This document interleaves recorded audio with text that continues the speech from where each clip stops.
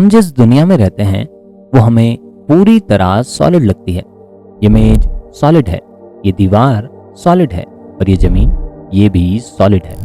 हम चीज़ों को छूते हैं, उनसे टकराते हैं और हमें लगता है कि मैटर पूरी तरह सॉलिड है। लेकिन फिजिक्स एक बिल्कुल अलग कहानी बताती है। अगर आप किसी भी वस्तु को एटॉमिक स्केल पर देखें तो पता चलता है कि वो लगभग पूरी तरह खाली स्पेस है।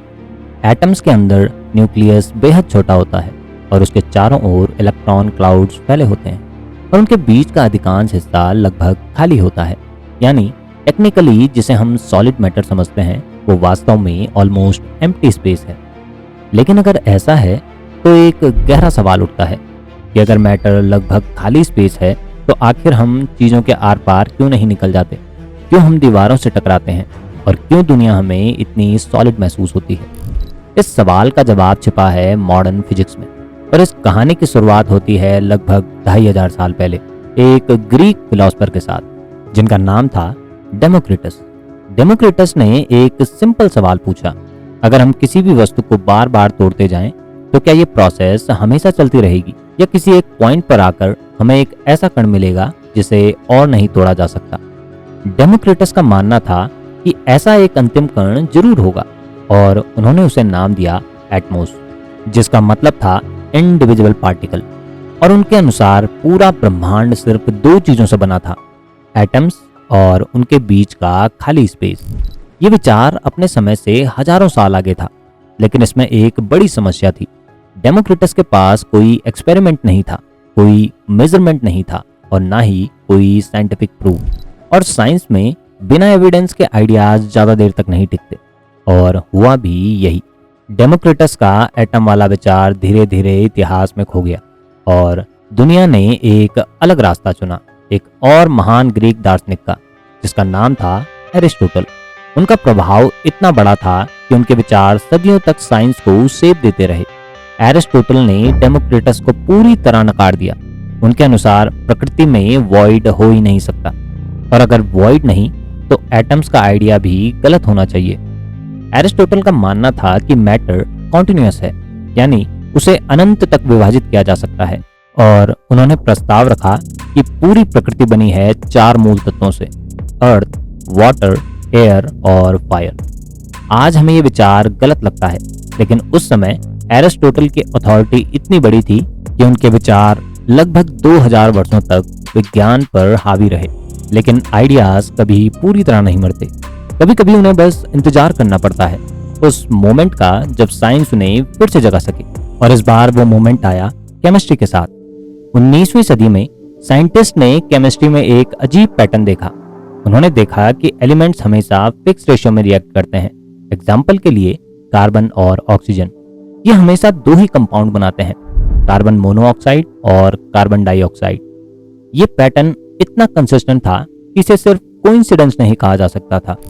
ये ऐसा लग रहा था जैसे मैटर किसी डिस्क्रीट बिल्डिंग ब्लॉक से बना हो। साल 1803 जॉन डाल्टन ने एक बोल्ड प्रपोजल रखा।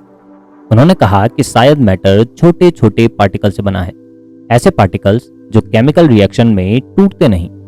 उन्होंने इन्हें नाम दिया एटम्स। डाल्टन के अनुसार हर एलिमेंट के एटम्स अलग होते हैं और केमिकल रिएक्शंस में ये एटम सिर्फ रीअरेंज होते हैं।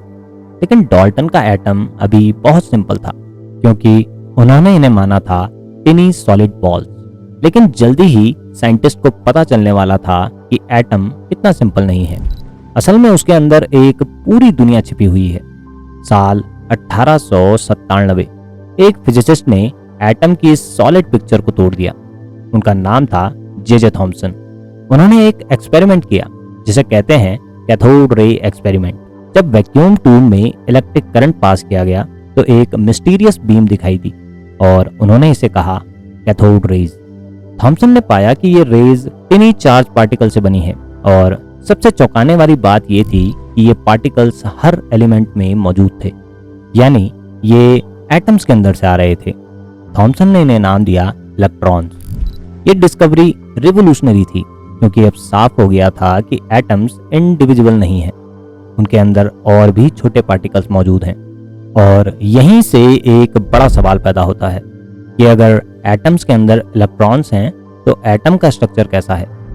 साल 1911 रदरफोर्ड और उनकी टीम ने एक एक्सपेरिमेंट किया, गोल्ड फॉयल एक्सपेरिमेंट। उन्होंने एक बेहद पतली गोल्ड फॉयल ली और उस पर high energy alpha particle fire किए।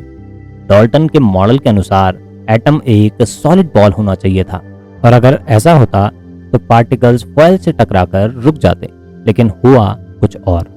लगभग सभी पार्टिकल्स फॉयल के आर पार निकल गए, जैसे उन्होंने कुछ हिट किया ही नहीं।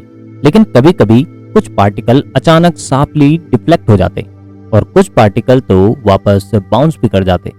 रदरफोर्ड खुद इस रिजल्ट से हैरान थे। उन्होंने कहा, ये ऐसा था जैसे आपने एक कैनन बॉल टिश्यू पेपर पर फायर की हो और वो वापस उछल आए। इस एक्सपेरिमेंट से शॉकिंग कंक्लूजन निकला, एटम सॉलिड ऑब्जेक्ट नहीं है, उसका अधिकांश हिस्सा एम्प्टी स्पेस है और उसके सेंटर में एक बेहद छोटा लेकिन बहुत ज्यादा डेंस रीजन होता है और उन्होंने उसे नाम दिया न्यूक्लियस। यानी पहली बार साइंटिस्ट को समझ आया कि मैटर की सॉलिडिटी शायद उतनी रियल नहीं है जितनी हमें लगती है। लेकिन एटम की असली कहानी अभी बस शुरू हुई थी। साल 1913 नील्स बोर ने एटम का एक नया मॉडल दिया। उनके अनुसार एटम एक छोटे सोलर सिस्टम जैसा है, बीच में न्यूक्लियस और चारों ओर इलेक्ट्रॉन फिक्स ऑर्बिट में घूमते हैं। ये मॉडल उस समय काफी सफल मॉडल था, लेकिन जल्दी ही इसमें प्रॉब्लम दिखने लगी। क्लासिकल फिजिक्स के अनुसार अगर इलेक्ट्रॉन ऑर्बिट में घूम रहा है तो उसे एनर्जी लूज करनी चाहिए और अंततः न्यूक्लियस में गिर जाना चाहिए। लेकिन एटम स्टेबल रहते हैं, यानी एटॉमिक वर्ल्ड क्लासिकल फिजिक्स के नियमों से पूरी तरह एक्सप्लेन नहीं हो रहा था और यहीं से शुरू हुई क्वांटम रिवॉल्यूशन। साल 1926 एर्विन श्रोडिंगर ने एक इक्वेशन दी जिसने एटॉमिक वर्ल्ड को पूरी तरह बदल दिया। इलेक्ट्रॉन अब एक टिनी पार्टिकल की तरह ऑर्बिट में घूमता हुआ ऑब्जेक्ट नहीं था, बल्कि वो डिस्क्राइब होता है एक वेव फंक्शन से। ये वेव फंक्शन बताता है कि इलेक्ट्रॉन कहाँ मिलने की प्रोबेबिलिटी है, यानी इलेक्ट्रॉन एक एग्जैक्ट पाथ फॉलो नहीं करता, इसके बजाय न्यूक्लियस के आसपास एक प्रोबेबिलिटी क्लाउड बनाता है। जहां क्लाउड ज्यादा डेंस होता है वहां इलेक्ट्रॉन मिलने की संभावना सबसे ज्यादा होती है और इन्हीं रीजन को कहते हैं एटॉमिक ऑर्बिटल्स। यानी मॉडर्न फिजिक्स के अनुसार एटम कोई मिनिएचर सोलर सिस्टम नहीं है, बल्कि ये बना है प्रोबेबिलिटीज, फील्ड्स और क्वांटम वेव से। और इस पिक्चर का सबसे सरप्राइजिंग हिस्सा है एटम का स्ट्रक्चर। न्यूक्लियस बेहद छोटा और इलेक्ट्रॉन क्लाउड्स उससे हजारों गुना बड़ा और उनके बीच का स्पेस लगभग पूरी तरह खाली। अगर न्यूक्लियस फुटबॉल स्टेडियम के सेंटर में रखा मार्बल हो तो इलेक्ट्रॉन का क्लाउड स्टेडियम के आउटर रीजन में होगा। यानी जिस चीज को हम सॉलिड मैटर समझते हैं वो वास्तव में मोस्टली एम्प्टी स्पेस है। अब हम वापस आते हैं अपने शुरुआती सवाल पर। अगर एटम लगभग पूरी तरह एम्प्टी स्पेस है तो हम दीवार के आर पार क्यों नहीं निकल जाते? इसका रीजन है फिजिक्स के दो फंडामेंटल रूल्स। पहला है इलेक्ट्रोमैग्नेटिक रिपल्सन। अब क्योंकि इलेक्ट्रॉन नेगेटिवली चार्ज होते हैं और समान चार्ज एक दूसरे को रिपल करते हैं, जब आपका हाथ दीवार को छूने की कोशिश करता है तो आपके हाथ के एटम्स के इलेक्ट्रॉन्स और दीवार के एटम्स के इलेक्ट्रॉन्स एक दूसरे को रिपल करते हैं।